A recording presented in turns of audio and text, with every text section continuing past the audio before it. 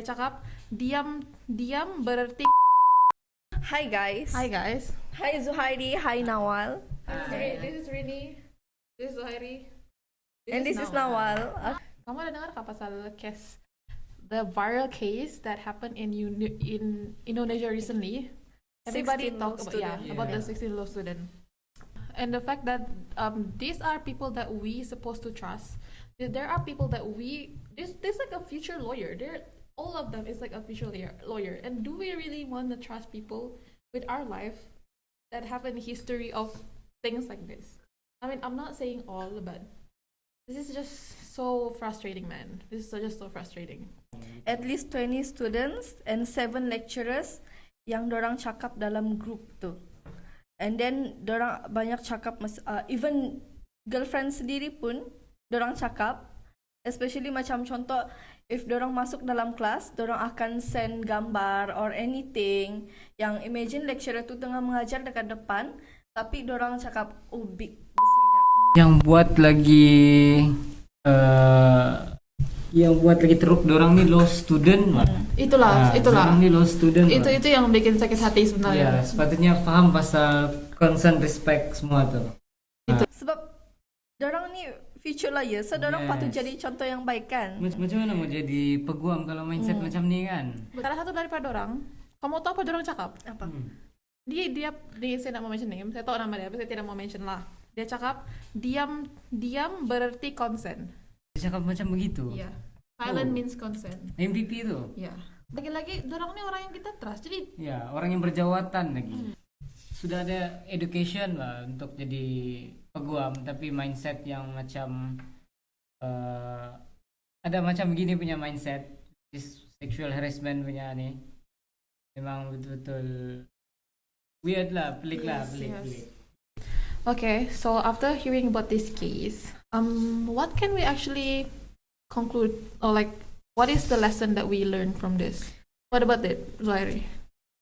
What do you think? So, if my opinion lah kan, saya kira perempuan tu kawan kah, stranger kah, ataupun lecturer kah, respect tu tetap kena ada lah, especially for yang macam case-case yang macam ni lah, yang terlibat dengan sexual harassment lagi. Sampai lecturer pun mungkin boleh jadi ada trust issue, kawan perempuan pun mungkin boleh ada trust issue, macam gitu. Dengan lelaki lagi. Jadi ini bukan lagi macam senang cerita, sexual harassment tu bukannya jokes orang bilang. Yes, it's gitu. not a joke. Dia bukan jokes. It's a serious matter sebenarnya. Yes. Dia boleh menyebabkan perempuan tu jadi traumatized. Yeah. It's not good. And I think the biggest lesson is that being educated does not automatically mean having good character. A person can study a top university, Cambridge, Harvard, whatever university you can go. You can go to IPTA, IPTS.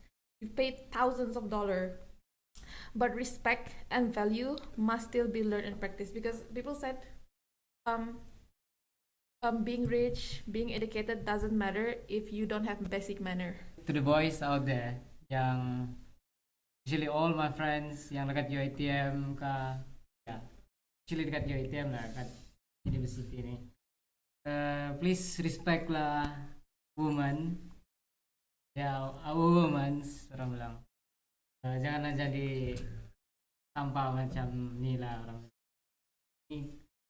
It's like maybe a rude words, tapi don't be a trash man. Be a man. Be a man. From a man himself. So saya punya advice macam contoh macam ada face sexual harassment kah, online kah, real life kah. So perempuan tu students perempuan tak patut stay silent. Yeah, speak up. Speak up, girl. Your voice matters. Yes. Try to speak up or report it to someone you trust, like a friend, lecturer or university authority. Sebab kalau benda ni makin kita diam, makin benda ni Menjadi-jadi ya. To the women out there that experienced this before and they are too scared to speak up, this is probably your sign to speak up. Just speak up. If you don't have anybody to go to me. Go to her. Or if you really don't have somebody to talk to, maybe you're too scared to talk to your parents about this thing because it could get really hard for someone. So I know that every campus have counseling. Just go to them. Trust me, go to them. It will feel so much better when once you talk about it. And I'm sure just drop names. Just tell them. Why do you care so much about protecting this asshole? Apa ni? Astagfirullah. Kita jangan protect orang-orang begini. Orang-orang itu tidak perlu diprotect. Orang perlu di-expose. Orang perlu di-expose. Jadi please speak up. Please be brave. You're not alone. This is We're here for you. yeah, we're here for you.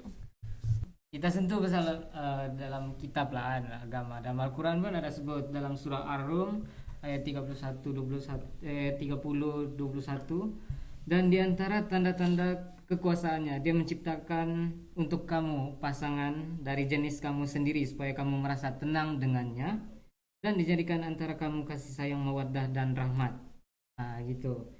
Jadi dari situ pun kita boleh paham yang carilah yang perempuan yang bagus, janganlah yang pelik-pelik. Sama juga macam perempuan, carilah lelaki yang bagus, janganlah yang pelik-pelik. Nah, so equals lah orang bilang. Betul. Salah gitu. So guys, boys and out there, or girls, that's all from us. Thank you very much. Yeah. Yes, Bye. See you again. Bye.